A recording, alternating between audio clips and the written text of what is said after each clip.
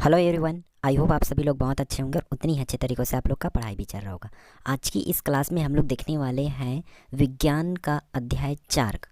ठीक है, विज्ञान का अध्याय 4 जिसमें है पाठ का नाम क्या है, तत्वों का आवर्ती वर्गीकरण या तत्वों का वर्गीकरण। ठीक है, इसमें देखो एक नंबर दिया हुआ है, यहाँ पर 1 1 2 4 लिखा हुआ है और 4 पे स्टार लगा हुआ है और फिर एरो करके 8 लिया। इसका मतलब ये है, आप लोग समझ जाओ कि इस पार्ट से, इस अध्याय से टोटल 8 नंबर का आएगा, जिसमें एक एक प्रश्न का 2 क्वेश्चन रहेगा और 2 नंबर वाला एक प्रश्न आएगा और 4 नंबर के लिए एक प्रश्न आएगा जो जिसमें स्टार लगा हुआ है।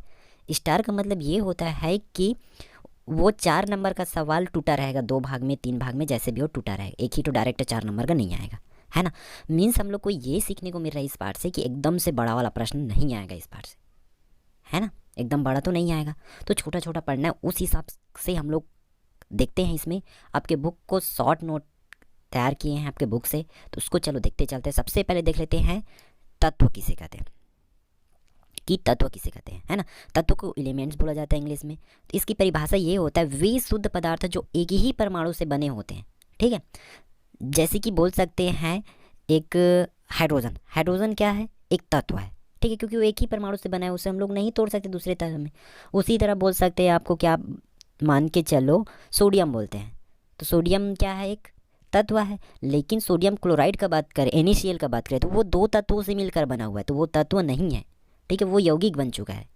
क्लियर है, वो उसको तोड़ेंगे तो Na अलग हो जाएगा, Cl अलग हो जाएगा, है ना। तो NaCl एक तत्व नहीं है, जबकि वो एक क्या है, यौगिक है। तो आई थिंक ये तत्व आप लोग को क्लियर हो गया होगा। वे शुद्ध पदार्थ जो एक ही परमाणु से बने होते हैं उसे क्या कहते हैं, तत्व कहते हैं। जैसे कि आप लोग लिख सकते हैं हाइड्रोजन, नाइट्रोजन, ऑक्सीजन। ठीक है, अगला है वैज्ञानिकों के अनुसार तत्व। कुछ कुछ वैज्ञानिक है, आप सभी लोग अपना अपना विचार रखें कि किसको तत्व बोलेंगे करके, है ना। स्टैंडर्ड तरीका तो हम लोग को पता है। तो जैसे कि सबसे पहले है दार्शनिक अरस्तु जी आए, उन्होंने ईसा पूर्व कितना 384 से 322 में बोले कि ब्रह्मांड 5 तत्वों अग्नि, जल, वायु, पृथ्वी तथा आकाश से मिलकर बना है। उन्होंने बताया कि इस दुनिया में, इस ब्रह्मांड में सिर्फ 5 तत्व है। वो क्या क्या है, अग्नि, जल, वायु, पृथ्वी तथा आकाश से मिलकर बना है, या उसी को तत्व बोले गए। ठीक है, कौन, दार्शनिक अरस्तु ने। फिर है रॉबर्ट बायल 1627 से 1991 तक में, उन्होंने बताया कि पदार्थों के संबंध में कई प्रयोग किए। ठीक, उन्होंने, अब देखो अरस्तु ने तो बता दिया था कि 5 तत्वों से मिलकर बनते हैं करके, जो भी तत्व है 5 तत्वों से ही मिलकर बनेगा, या टोटल 5 ही तत्व है, ऐसा बोला था। ठीक है, फिर बायल ने क्या किया कि कुछ कुछ प्रयोग किए, कुछ कुछ तत्वों को आपस में रख के कंपेयर किए होंगे, तुलना किए होंगे। तब उन्होंने बताया कि जो अरस्तु उल्लेख किए हैं, अरस्तु ने जो 5 तत्व किए हैं उसे हम लोग तत्व नहीं बोल सकते हैं करके बताया। कौन, रॉबर्ट बायल ने। ठीक है, मीन्स आप लोग एक वर्ड याद रखो कि अरस्तु का विरोध कौन किया है, बायल ने किया। बायल ने कहा कि जो अरस्तु बोलते हैं तत्व है करके, हम लोग उसको तत्व नहीं मान सकते हैं करके। कौन बताए, रॉबर्ट बायल ने बताई। तो इसको भी आप लोग को याद रखना है। ठीक है, अगला है लवाइजिए आए, कौन सी सदी में, 18वीं शताब्दी में आए। ठीक है, तो उन्होंने क्या किया, लवाइजिए ने बताया कि तत्व वह पदार्थ होता है जिसे और सरल पदार्थों में विघटित नहीं किया जा सकता। हम लोग को पता है पहले से, तत्व को हम लोग पहले से जानते हैं, तत्व एक ही पदार्थ से बना होता है ना। एक ही पदार्थ से बना होता है। अब एक ही पदार्थ से बना है, उसको विघटित कैसे कर सकते हैं भाई, तोड़ेंगे कैसे, है ना।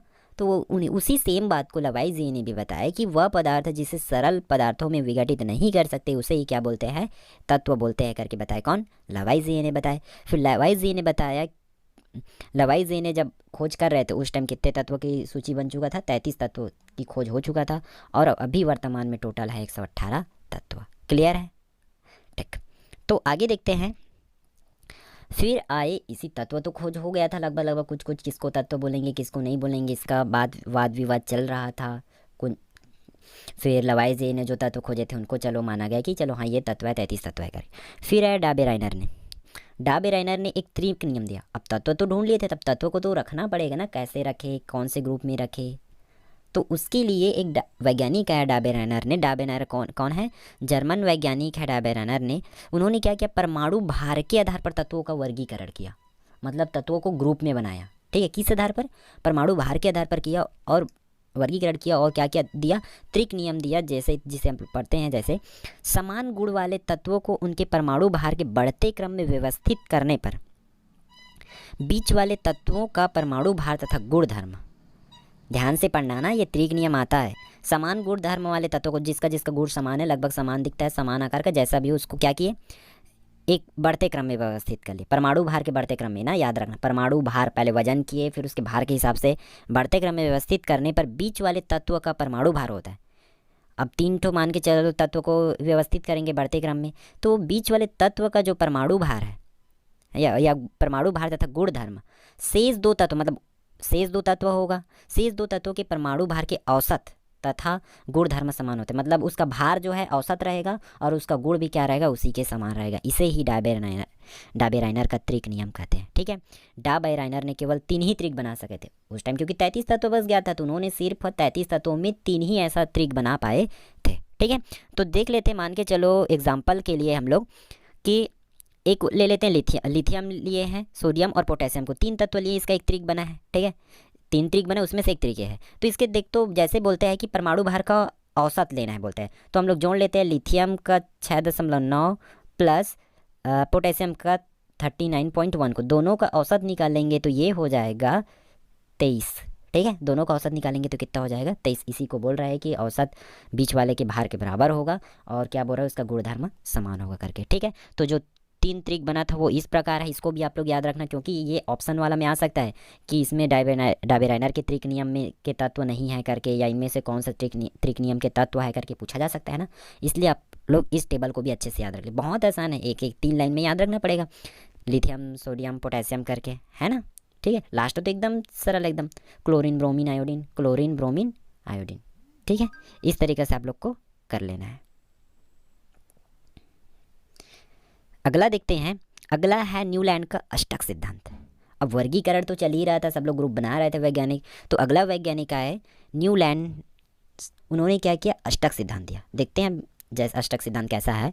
न्यूलैंड्स के अनुसार तत्वों को उनके बढ़ते परमाणु भार के क्रम में व्यवस्थित करने पर, जैसे कि क्या कौन किए थे, डाबेराइनर ने किए थे कि परमाणु भार के हिसाब से तो जमा दिए थे बढ़ते क्रम में, तो सिमिलरली इन्होंने भी वही किए, जमा दिए। वे इस प्रकार क्रमबद्ध हो जाते हैं, जब जमाते हैं जितने भी तत्व है उसको, तो एक निश्चित अंतराल के बाद, ठीक है, उनके गुणों की पुनरावृत्ति होती है, मतलब एक निश्चित अंतराल के बाद, एक गैप के बाद, जैसे पहला का गुण है वैसे ही एक अंतराल करेंगे तो उसका भी गुण क्या रहेगा, पुनरावृत्ति होगा, मतलब उसका भी गुण रिपीट होगा, समान रहेगा। ठीक है, और प्रत्येक 8वें तत्व की विशेषताएं या गुण धर्म पहले तत्व के समान रहेगा।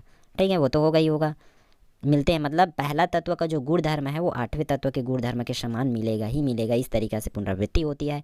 तो इसे ही क्या कहा गया, अष्टक सिद्धांत कहा गया, क्योंकि हर 8वें के बाद गुण क्या होता है, पहले तत्व के समान जैसे हो जाता है, इसलिए इसे क्या कहा गया, इसकी तुलना संगीत के सुरों से की जाती है। ठीक है, क्लियर है, इस तरीके से आप लोग को कर लेना है। तो इसका अष्टक में तत्व इस प्रकार है, तो इस टेबल को भी आप लोग अच्छे से याद रखिए। इसमें भी देख सकते हैं कि कैसे एक सुर के गाने के सुर के माध्यम से इसको किया गया है, इसलिए इसे सुर संगीत के सुरों से भी क्या किया जाता है, तुलना किया जाता है। ठीक है, फिर देख लेते हैं अगला, न्यूलैंड की सारणी में कमियां। अब देखो न्यूलैंड तो कर दिया अपना, दिए कि कैसे बनेगा तत्व करके, तो उसमें देखो कुछ तो कमी रहा होगा, है ना। तो क्या यह केवल 56 तत्वों तक ही सीमित था, मतलब जितना तत्व ज्ञात था उस टाइम, उस तत्वों में से उतने तत्वों में सिर्फ 56 तत्वों को ही क्या कर पाए, वर्गीकृत कर पाए, बाकी के लिए नहीं कर पाए, क्योंकि बाकी में नियम जो इन्होंने जो ट्रिक फॉलो किया होगा, जो नियम बनाया है ना कि पुनरावृत्ति हो, ऐसा नहीं हो रहा था। तो इस तरीक़े से टोटल 56 तत्वों तक ही सीमित था। तो आप कितने अष्टक बने होंगे बता सकते हैं, 56 तत्व मतलब 8-8 का ग्रुप होता है एक अष्टक में, तो 7 अष्टक बना था। ठीक है, नए तत्वों के लिए कोई रिक्त स्थान नहीं था, क्योंकि उनके टेबल में आप फिर आगे तो बना ही नहीं पा रहे थे ना। यह सिद्धांत केवल कैल्शियम तक ही लागू होता है, नियम के अनुसार तत्वों का सफल वर्गीकरण नहीं किया जा सकता था, क्योंकि सभी तत्वों पे ये नियम क्या नहीं हो रहा था, लागू नहीं हो रहा था। तो इसलिए इसमें लास्ट में जो लिखा है कि सफल वर्गीकरण नहीं किया जा सकता है इस नियम से। ठीक है,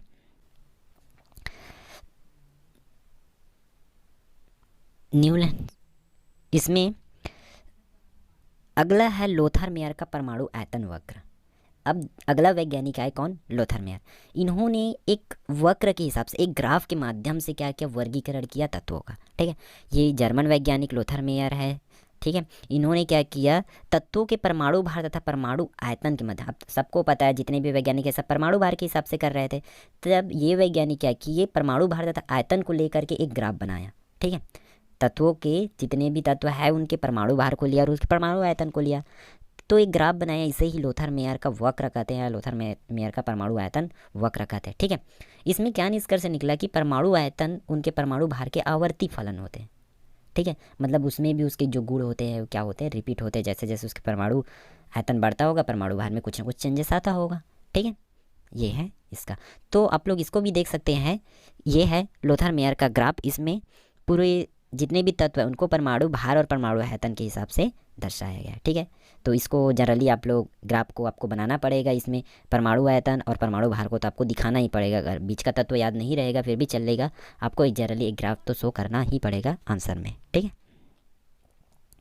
अगला है मेंडलीफ का वर्गीकरण। अगला वैज्ञानिक कौन है? मेंडलीफ। आप सारे वैज्ञानिकों को देखते रहना ना, त्रिक नियम देखे, अष्टक देखे, फिर वक्र देखे, फिर अगला है मेंडलीफ का वर्गीकरण। तो उन्होंने क्या किया, तत्वों का वर्गीकरण का मुख्य श्रेय रूसी रासायनिक डिमित्री इवानोविच मेंडलीफ को जाता है। ठीक है, इनका पूरा नाम है इवानोविच मेंडलीफ। तो इन्होंने क्या किया, तत्वों के आवर्त सारणी के प्रारंभिक विकास में योगदान दिया है। इन्होंने सबसे पहले मतलब ऐसा है कि जो विस्तृत सबसे बड़ा जो सारणी बनाए कौन है, मेंडलीफ ने बनाया। तब जब मेंडलीफ ने अपना कार्य प्रारंभ किया, तब उस टाइम जब इन्होंने अपना काम चालू किया तब तक 63 तत्व ज्ञात थे। उन्होंने परमाणु भार एवं उनके भौतिक तथा रासायनिक गुणधर्मों के आधार पर वर्गीकरण किया। एक पहला वैज्ञानिक है जिन्होंने परमाणु भार तो लिया, फिर और साथ ही इन्होंने अगला चीज़ को देखा, किसको, भौतिक और रासायनिक गुण के आधार पर वर्गीकृत किया। कौन? मेंडलीफ ने। फिर इन्हीं के मेंडलीफ की वर्गीकरण को एक और वैज्ञानिक ने बढ़ाया, कौन? हेनरी मोसले ने। ठीक है, उसको भी देखेंगे आगे। पहले देख लेते हैं कि जब ये सब आता है ना एग्जाम में, इसको आप देखते चले कि मेंडलीफ की आवर्त सारणी की उपलब्धियां लिखे, कि यह विशेषता बोल सकते हैं, उपलब्धियां बोल सकते हैं, इसको भी रखो। ठीक है, उपलब्धियां भी बोल सकते हैं और इसकी विशेषता भी बोल।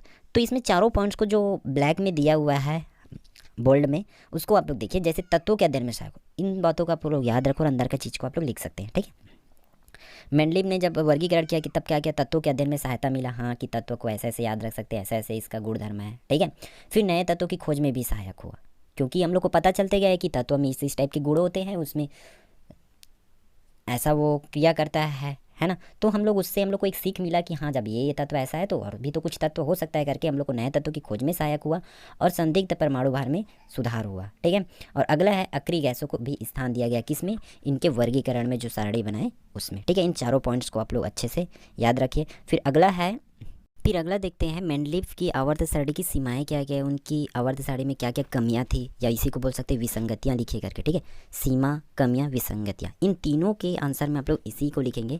इसमें भी आप लोग इन जो बोल्ड लाइन है, हाईलाइटेड पॉइंट है, उन्हीं को याद रखिए, उन्हीं को लिख सकते हैं। ठीक है, जैसे कि पहला है हाइड्रोजन का स्थान अनिश्चित। मतलब ये कि जो मेंडलीफ ने आवर्त सारणी बनाए थे उनमें हाइड्रोजन का स्थान कोई निश्चित स्थान नहीं दे पाए थे, उन्होंने उनका कोई एक जगह नहीं फिक्स कर पाए थे।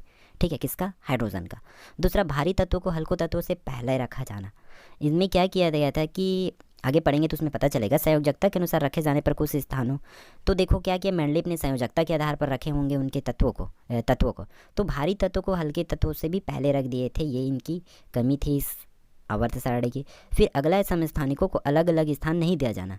जितने भी समस्थानिक है सबको एक ही जगह पे रख देते हैं, उसके लिए कोई अलग अलग सेपरेट जगह नहीं रखे थे। ठीक है, चौथा, एक तत्व से दूसरे तत्व की ओर बढ़ने पर परमाणु भार अनियमित रूप से का बढ़ना। परमाणु मतलब एक तत्व से दूसरे तत्व की ओर जाते हैं तो परमाणु कोई निश्चित रूप से नहीं बढ़ता था, कभी कम कभी ज़्यादा। तो इस तरीके से कोई एक निश्चित गैप नहीं था उसके बीच, बोल सकते हैं। ठीक है, तो ये सब कमियां थी किसमें? मेंडलीफ की आवर्त सारणी में। अगला है आधुनिक आवर्त सारणी। अगला है आधुनिक आवर्त सारणी, मोस्ट इंपॉर्टेंट। इसका तो बहुत कुछ होता है, आप 9th में भी पढ़े, इसको 10th में भी थोड़ा उससे सीखना होता है, 11th में जाओगे तब भी यही सिलेबस में मिलेगा, 12th में जाओगे तब भी यही मिलेगा। ठीक है, तो जो 10th में आपके सिलेबस में जितना है उतना कर लेते हैं। ठीक है, उतना तो आप लोग को जानना जरूरी है। जैसे कि आधुनिक आवर्त सारणी, आप सब लोग को पता है कि आधुनिक आवर्त सारणी आधुनिक आवर्त नियम के अनुसार बना हुआ है। तो उस नियम को दिया कौन है? इस नियम को ब्रिटिश वैज्ञानिक हेनरी मोसले ने दिया है। कब? 1913 में। आधुनिक आवर्त नियम कौन दिए है? ब्रिटिश वैज्ञानिक हेनरी मोसले ने 1913 में। तो नियम को जान लेते हैं। इसमें बोला गया है कि तत्वों के भौतिक और रासायनिक गुण उनकी परमाणु संख्या के आवर्ती फलन होते हैं। बुरे तत्वों के जितने भी भौतिक और रासायनिक गुण होते हैं वो परमाणु संख्या के आवर्ती फलन होते हैं। मतलब जैसे जैसे उसके परमाणु संख्या बढ़ता है या घटता है तो वैसे वैसे उसके भौतिक और रासायनिक गुण में भी परिवर्तन होता है। इसका मतलब यही है। ठीक है, ये नियम है तो नियम को आप लोग को एज ए टिक ही लिखना पड़ेगा, इसमें आप लोग किसी प्रकार के भी चेंजेस नहीं कर सकते हैं। ठीक है, देखते हैं फिर क्या किया बोर ने। ठीक है। बोर एक वैज्ञानिक का नाम है। बोर ने मोस्ले के नियमानुसार तत्वों का बढ़ती हुई परमाणु संख्या, इससे पहले तो परमाणु भार के आधार पर होता था, हम लोग सब जितना भी देखे हैं मेंडलीव से लेकर के जिधर उतना पीछे सभी ने परमाणु भार के आधार पर किए थे।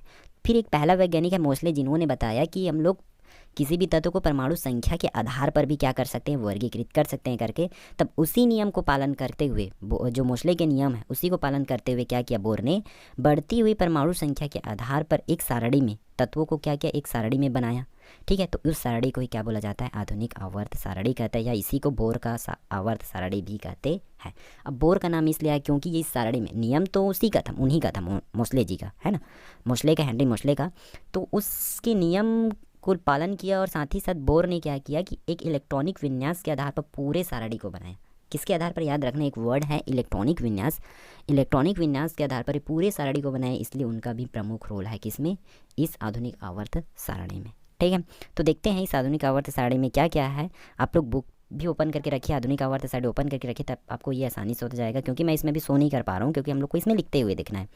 इस सारणी में 18 वर्ग, या वर्ग को ही बोला जाता है समूह, और 7 आवर्त है। अब वर्ग किसको बोलते हैं, जो खड़ी लाइन होगा है, आप लोग देखते चलिए, इसमें खड़ी लाइन कितना ठो, 18 ठो है, खड़ी बॉक्सेस।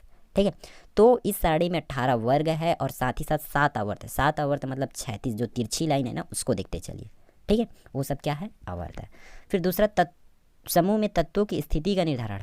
अब देखो, अब समूह में कौन से तत्व कहाँ पर रहेगा, कैसे रहेगा, वो कैसे पता चला, कैसे डिक्लेयर हुआ, बोर-बरी के इलेक्ट्रॉनिक विन्यास के आधार पर। मैं इसको पहले ही बता चुका हूँ, बोर-बरी के इलेक्ट्रॉनिक विन्यास के आधार पर। ठीक है, अगला समूह या समूह वर्ग, वर्ग कितने कितने को, 1 2, पहला दूसरा वर्ग को, और 13 से लेकर 18 तक के वर्गों को सामान्य तत्व कहते हैं। याद रखना इसको, ठीक है, इसकी विशेषता में भी पूछा जा सकता है। तो 1 2 को और 13 से 18, मतलब जितना ये देख रहे हो आप लोग, जितना ऊपर ऊपर का तत्व है ना, ये सब, इसको क्या बोला जाता है, सामान्य तत्व कहते हैं। ठीक, अगला है समूह 3 से 12 तक के तत्व संक्रमण तत्व कहलाते हैं, मतलब जो नीचा है ये वाले। वैसे भी इसको ब्लॉक में भी बांटा जाता है, उस ब्लॉक को आप लोग की इस क्लास में नहीं हुआ जाता, एस ब्लॉक, पी ब्लॉक, ए ब्लॉक करके बटा हुआ है ऑलरेडी। तो आप लोग देख सकते हैं जो नीचे वाला है ये, इसको याद रख सकते हैं ऐसे, इतना 3 से 12 तक के तत्व को संक्रमण तत्व कहते हैं। फिर ये तो समूह के बारे में बात होगी, अब उसका आवर्त देख लेते हैं। आवर्त में क्या क्या विषय है।